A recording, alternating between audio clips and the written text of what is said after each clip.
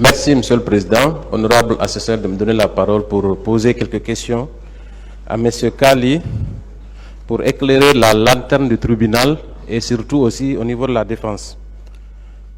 Monsieur Kali. Oui, maître. On vous a toujours posé la question de savoir quel était le lien entre votre grève de la faim et les événements du 28 septembre, n'est-ce pas? Oui. Et on vous a même demandé de définir c'était quoi les jours suivants. Oui. Est-ce que pour vous, les événements du 28 septembre s'arrêtent uniquement le jour du 28 septembre? Non. Est-ce que le fait de continuer les ratissages dans les quartiers au lendemain des événements du 28 septembre n'entre pas justement dans la même qualification de ces faits? Si. Dites-moi, quand vous avez décidé d'organiser cette grève de la faim, est-ce que c'était de gaieté de cœur ou parce que vous étiez contraint en tant qu'activiste de défense des droits de l'homme? Est-ce que ce n'était pas dans cette optique? C'était effectivement dans cette optique. Très bien. Et pour le faire, vous vous êtes organisé en fédération, oui ou non? Oui. Y avait-il des structures dans cette fédération et des rôles définis? Oui.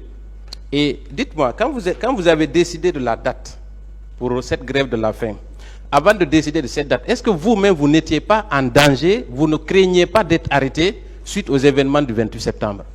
Nous étions en danger, nous craignions, mais nous avons dit que aucun sacrifice n'est de trop pour l'intérêt général. Est-ce que vous-même, la paix et l'unité nationale.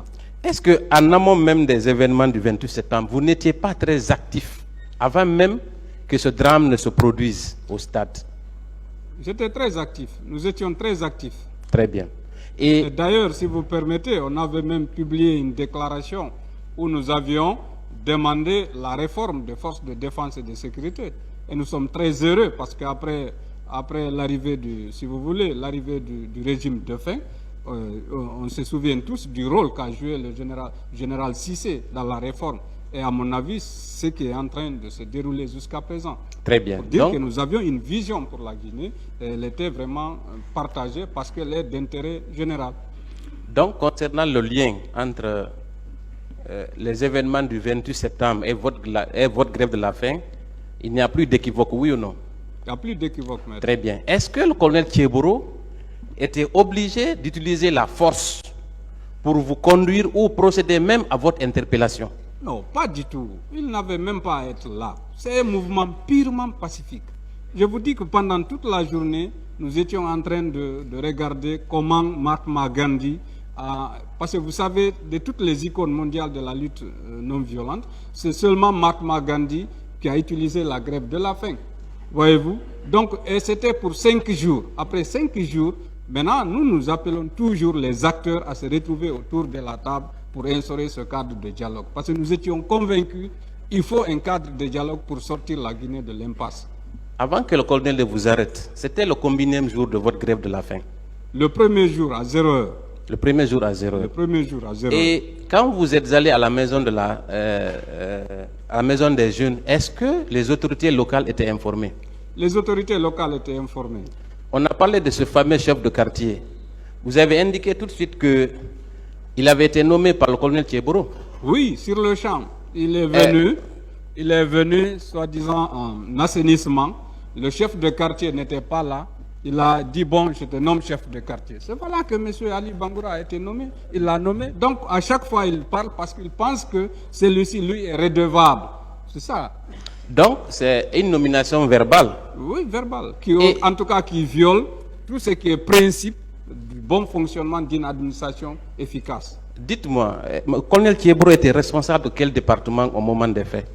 Il était le ministre d'État chargé de la lutte contre le conflit et le grand banditisme. Et la nomination des chefs de quartier relevait de quel département à l'époque?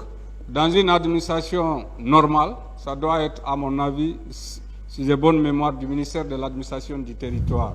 Peut-être, si on avance dans le cadre du principe de la décentralisation, peut-être ça pourrait relever des collectivités locales. Est-ce que vous savez que c'est son principal témoin ici? Mais nous l'attendons de pied ferme ici. Oui, voilà. Je sais. Ensuite, on vous a parlé de manque de preuves. Est-ce que vous n'êtes pas surpris? Très surpris. Est-ce que les traces psychologiques sont palpables?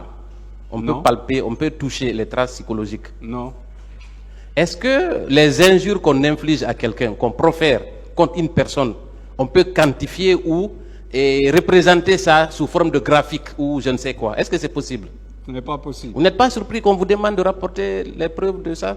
Très surpris, parce que pour moi, encore une fois, au-delà de tout, nous devons tous œuvrer pour la manifestation de la vérité. Et cette manifestation de la vérité doit être de part et d'autre. Et je pense que c'est comme ça que chacun de nous pourrait contribuer à la construction de l'état de droit que nous rêvons tous.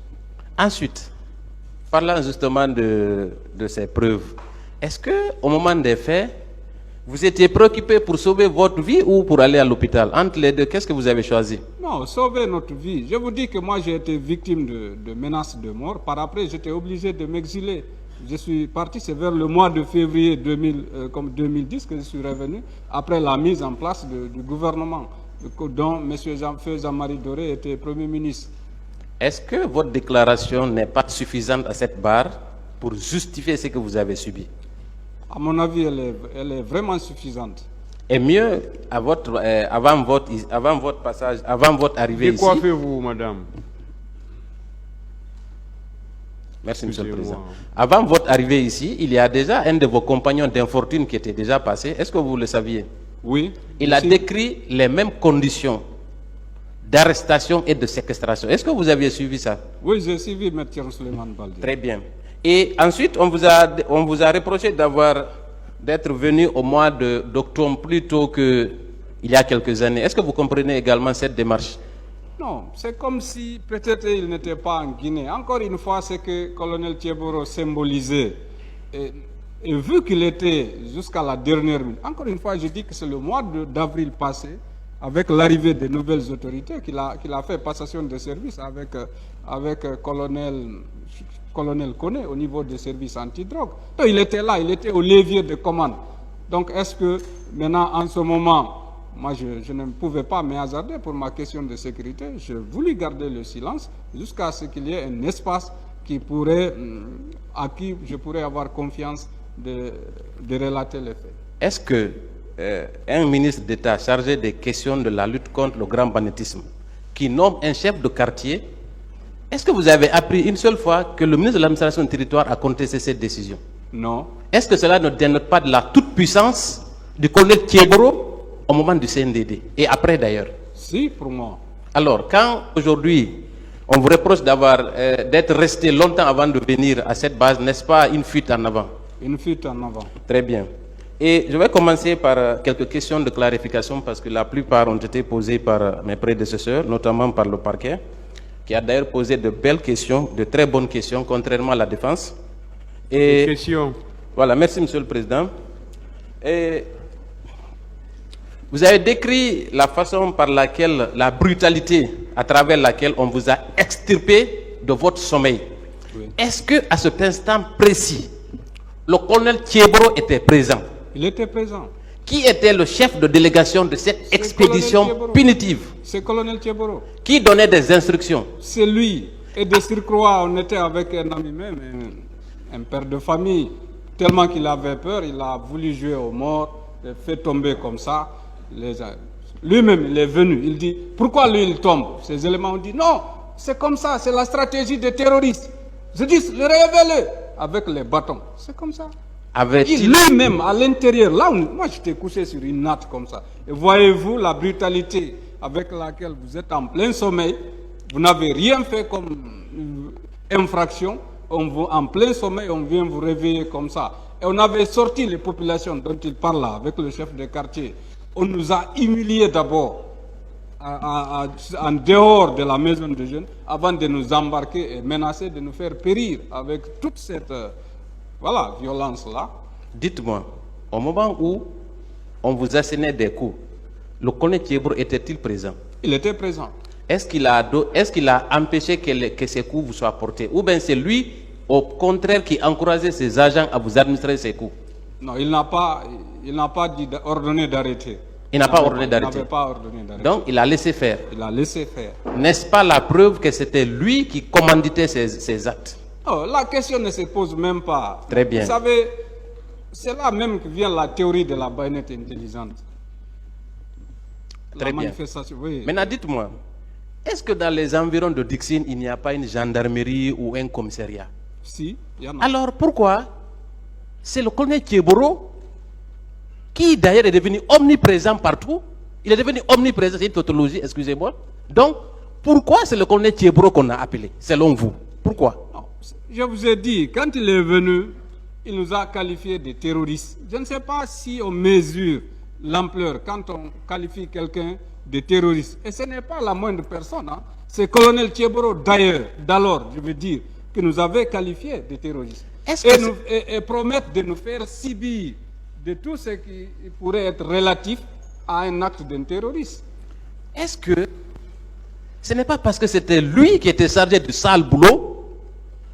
N'est-ce pas la raison pour laquelle il a été appelé? N'est-ce pas? Puisqu'il y a une gendarmerie, il y a même un commissariat dans le ressort de Dixie. Oui. Est-ce que ces agents-là n'auraient pas suffi pour vous interpeller et peut-être ouvrir une enquête pour vous expliquer la raison pour laquelle vous étiez, en tout cas si on vous reprochait quelque chose? N'est-ce pas? C'est comme ça, ça allait être comme ça, là, en tout cas le respect de la loi. Très bien. Mais l'objectif était de continuer le ratissage puisqu'il était devenu le champion. Je continue. Maintenant, quand il vous a arrêté, il vous a conduit au camp. Est-ce qu'à cet endroit également, vous l'avez entendu ou vu ordonner qu'on vous torture? Bête, quand on est venu au camp, il nous a alignés. Je vous dis qu'il y avait une rubrique à la télé qu'on appelait Daddy Show. Quand il nous a dit, d'abord, il fallait vaille qu'on donne des noms des personnes qui nous ont financés. Parce que pour lui, nous agissions sous les ordres d'autres personnes. Après, il a dit, je vous envoie à manger. On a dit non, nous observons une grève de la faim. Il dit, vous avez deux choix. Vous mangez ou alors on vous donne les 100 coups. Et en mangeant ça, on prend en même temps, on vous filme. Voyez-vous l'humiliation, on vous filme. C'était dans l'esprit de nous faire passer aussi dans Daddy Show.